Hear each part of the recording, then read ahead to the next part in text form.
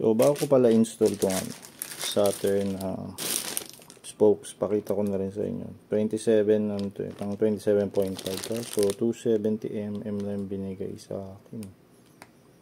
Baka hindi ko masya to. WTB range to kakabit. Dapat ata 275 dun. Kasi, malapad yun. Weight check natin. Pero, tanggalin natin sa, tanggalin natin sa plastic para fair. Tama ba yun? Tanggalin natin sa plastic. Wag lang yung wag lang itong nipples kasi ang dami yun. Simbahan natin. Tapos magnet test. Maganda to. Promise. Weight check. Ano to? 72 pieces. Force 83. Divide nyo na lang para makuha nyo kung ilang gramo per spoke. 483 divided by 72. So, pag sinama natin yung nipples, mabigat na yan. 575 na. Dati na-upload ko yung Maxon sa Ragusa. So, nipples lang. 92.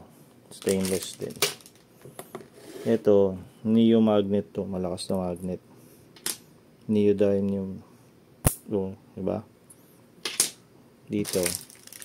Hindi siya gumagana. O, ito, quality na nipples. Stainless. Ito rin. Hindi siya dumidikit. Although glossy, hindi siya dumidikit.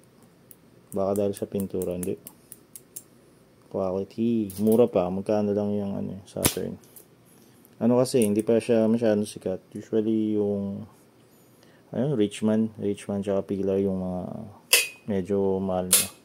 So, yun lang. Just in case na need nyo